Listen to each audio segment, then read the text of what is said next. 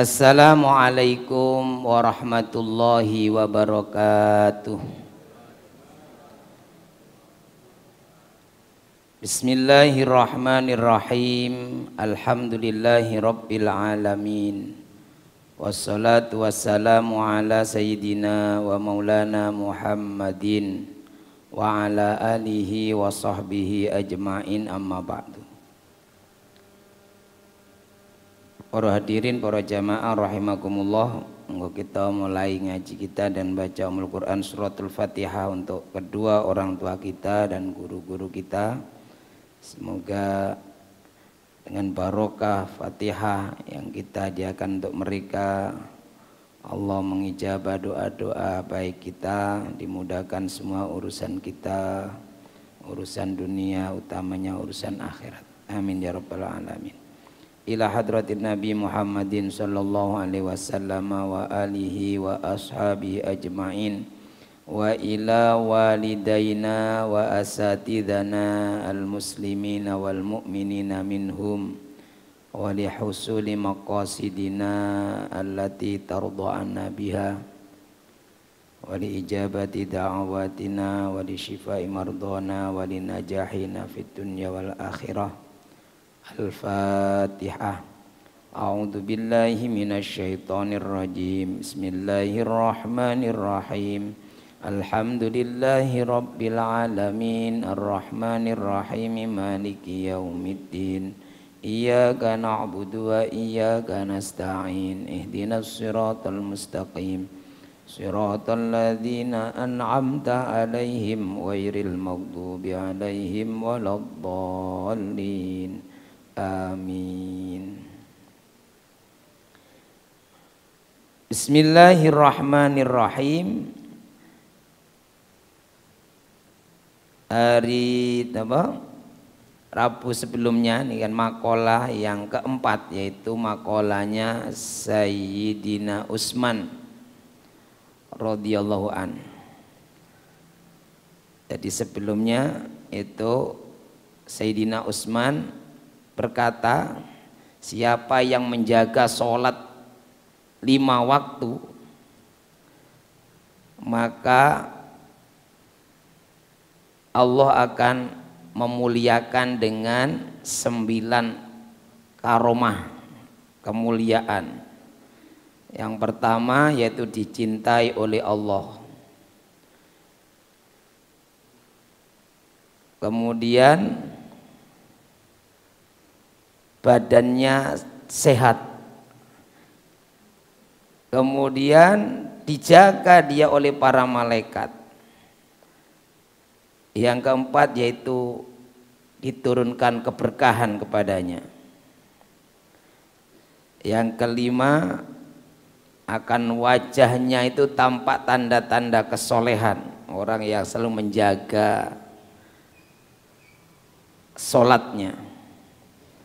Kemudian hatinya lembut. Lah, nanti ketika hari kiamat melewati sirat secepat kilat. Lah, makalah sahabat itu tidak ngarang, jadi pasti ada dasarnya. Makanya diyakini yang dikatakan para sahabat-sahabat Nabi, utamanya Khulafaur Rasyidin, yang sampai Rasulullah berpesan, ikutilah sunnahku dan sunnah para Khulafaur Rasyidin sesudahku. Nah, terkait dengan menjaga sholat ini ada sebuah hadis yang diriwayatkan. Ada sebuah hadis dari Rasulullah sallallahu alaihi wasallam. Ruwiya annahu sallallahu alaihi wasallam qala. Dalam satu riwayat Rasulullah bersabda, ini hadisnya. Khamsu sholawatin, 5 sholat, yaitu sholat 5 waktu, itu ada 5 sholat. Man hafadho alaihinna, barang siapa yang menjaga 5 sholat ini, kanat lahu nuron wa burhanan, kanat lahu nuron wa burhanan, maka dia akan mendapatkan nur, cahaya, dan burhan. Burhan itu ya sama bukti kebenaran dalam dirinya. Atau burhan juga bisa ada petunjuk, dia akan mendapatkan selalu petunjuk karena ada cahaya. Jadi cahaya itu bisa membedakan antara yang garis hitam, merah, putih karena ada cahaya. Jadi kita bisa melihat sesuatu dengan jelas, oh ini yang baik tidak, itu karena cahaya. Siapa yang menjaga sholat 5 waktu maka dia akan diberikan cahaya dan petunjuk dalam hidupnya. Wa najatan yaumal qiyamah, dan akan diberikan keselamatan pada hari kiamat. Jadi setiap orang pasti pada hari kiamat itu mengharapkan ini. Selamat melewati semua proses. Untuk sampai ke surga ini kan perlu proses. Ada hisab, ada mizan, ada mahsyar dulu, kemudian ada sirot. Nah ini akan diberikan keberhasilan, kesuksesan, keselamatan melewati proses-proses di hari kiamat. Wa man lam yuhafid, nah sebaliknya siapa yang tidak menjaga alaihinna terhadap 5 sholat itu, lam yakun lahu nuron wala burhanan, ya sudah, dia tidak punya cahaya dan juga tidak punya petunjuk. Gimana? Gelap, wajahnya gelap. Makanya kadang orang itu lihat peteng aja itu ya. Ada orang sama, orangnya sama, kulitnya mungkin sama hitamnya, tapi yang satu ini ahli ibadah. Oh ini beda, auranya itu sudah beda. Ini kulitnya hitam tapi beraura positif, nurnya itu berbeda. Ini sudah hitam gelap lagi, hitam kelam. Nah, peteng. Nah, kalau sudah gelap ya atine peteng bisa. Tidak bisa melihat petunjuk. Kita lihat petunjuk itu kalau ada lampunya terang kan rambu-rambu kelihatan. Tapi kalau lampunya padam ya ini belok nganan ngiri tidak tahu. Nah ini. Jadi siapa yang tidak menjaga sholatnya maka dia tidak punya nur, tidak punya petunjuk, wala najatan, dan otomatis nanti tidak bisa selamat. Oh di situ cahaya itu perlu untuk melihat petunjuk itu. Dan kalau bepergian itu petunjukan perlu misalnya. Kalau jenengan kira-kira mau ke luar kota, teng Semarang, Semarang kiri, lalek gelap kan itu nganan, bahaya. Karena itu siapa yang tidak menjaga sholatnya ini tidak selamat nanti. Wa kana yaumal qiyamati ma'a fir'aun. Nah ini bahayanya. Pada hari kiamat nanti dia akan dikumpulkan di komunitas Fir'aun. Nah ini kumpul dengan Fir'aun.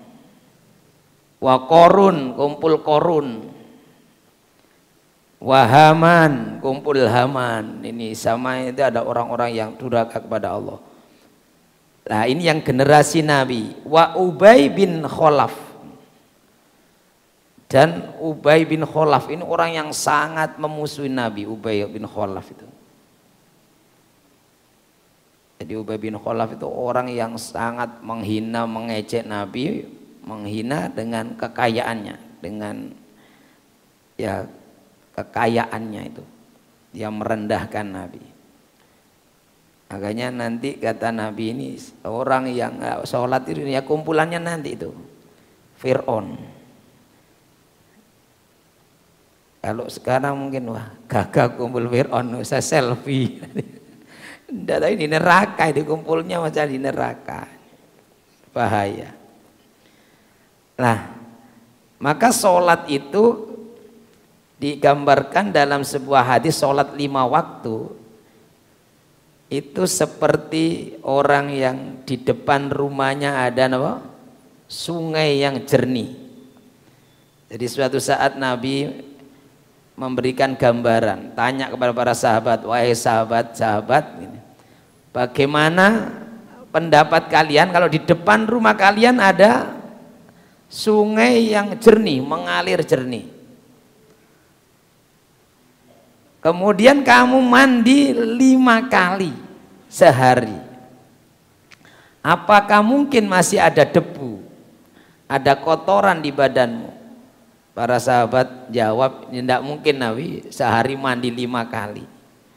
Nah, kita ini mandinya sekali 2 kali. 2 kali sudah kayak sering, 5 kali di depan rumah.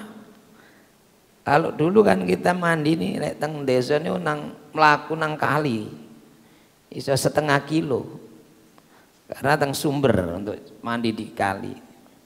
Kalau waktu teng pondok niku atus teng kali niku sampai 1 kilo ya. Lewat sawah-sawah ini.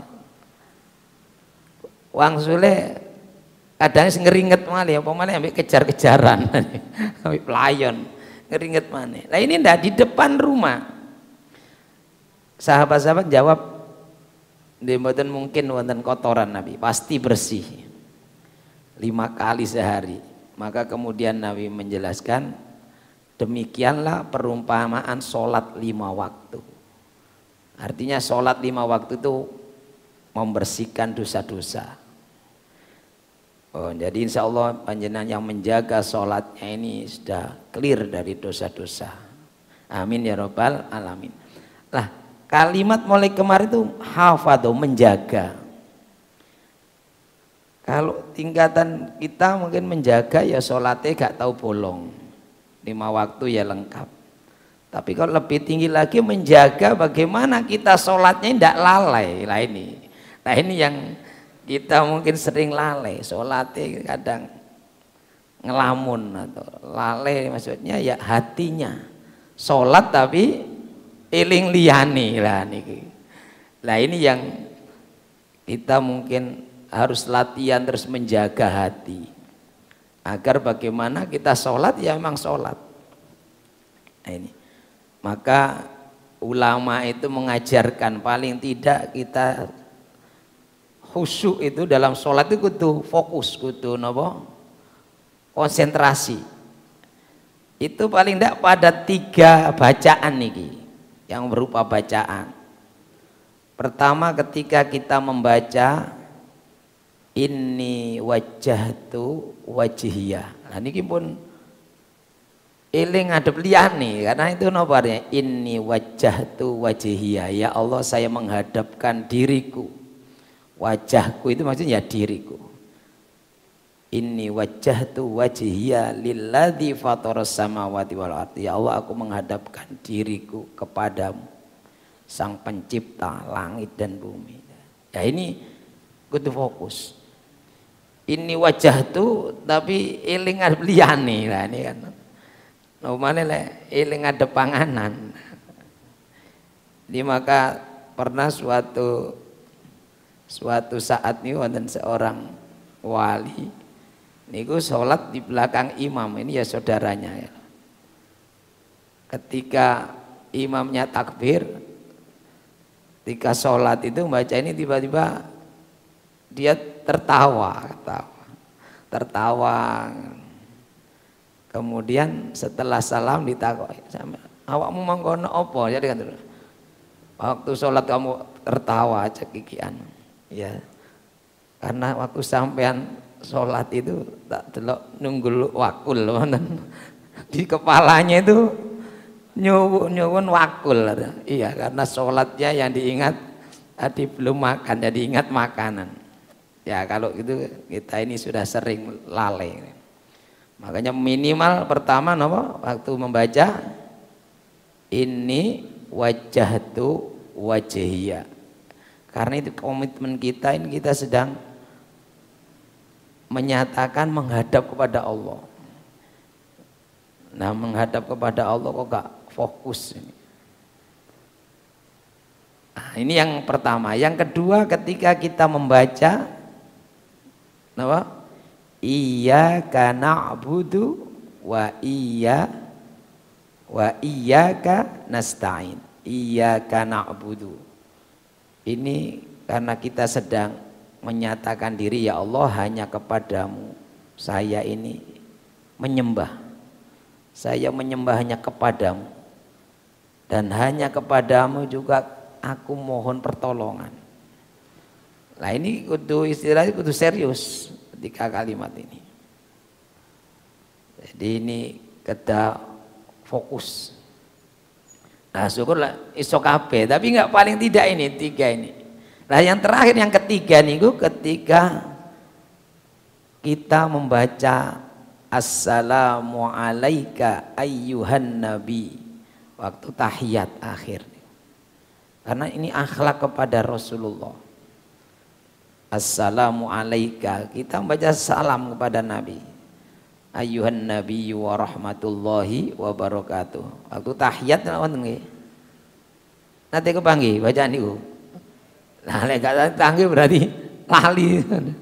Kan at-tahiyyatul mubarakatus sholawatut thayyibatu lillah. Assalamu alaika ayyuhan nabi. Semoga keselamatan atas kamu wahai Nabi. Kita sedang salam kepada Rasulullah. Nah, ini paling tidak dalam 3 bacaan itu kita bisa khusyuk. Nah, jadi kalau menjaga 5 waktu insya Allah pun aman. Nah, sing sregep ngaji ngeten insya Allah sholatnya mboten mungkin bolong-bolong. Tapi lek hati ini sing bolong lah, ini mungkin ini kita perlu banyak latihan juga. Nah, niku bolong kabeh saja. Jadi siapa, kata ini hadis kalau yang kita tampilkan ini, siapa yang menjaga sholat 5 waktu maka dia akan diberikan cahaya petunjuk, sehingga nanti dia akan selamat tidak hanya dunia dan akhiratnya. Wa najata yaumal qiyamah, selamat akhiratnya di hari kiamat. Siapa yang tidak menjaga sholatnya maka dia berarti tidak kehilangan atau tidak punya cahaya, tidak punya petunjuk, ya otomatis nyemplung neraka lah itu, nggak pernah sholat. Dan nanti yang parahnya lagi, dia akan dikumpulkan bersama orang-orang top, tapi top kejelekannya, naudzubillah. Jadi kalau bersama para syuhada yang kemarin kan yang disampaikan Sayyidina Utsman itu, nanti akan dikumpulkan di surga bersama ini di kompleknya orang-orang soleh ya. Di perumahan elitnya para nabi, syuhada, wassolihin itu ya. Nah, kalau ini enggak, kalau penjara di baraknya, di bloknya Fir'aun, Qorun, ini yang siksaannya berat-berat ini. Dan yang zamannya Nabi, semasa Nabi hidup, yaitu Ubay bin Khalaf, itu masih saudaranya nih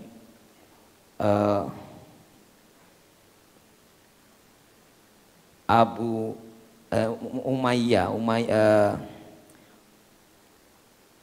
Sofyan itu ya bin Khalaf, masih saudaranya.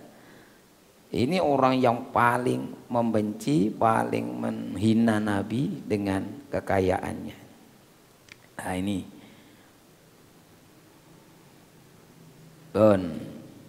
berikutnya nih, wal maqalatul khamisatu, maqalah yang kelima yaitu an Ali bin Abi Thalib. Makolanya kan jadi diurut biasanya matun hadis Nabi, kemudian Abu Bakar, Umar, Utsman. Lah makalah yang terakhir dari bab 9 ini makolanya Sayyidina Ali bin Abi Thalib. Insya Allah kita akan sampaikan pada kesempatan berikutnya. Makatan mugi-mugi wonten kunolan manfaatipun.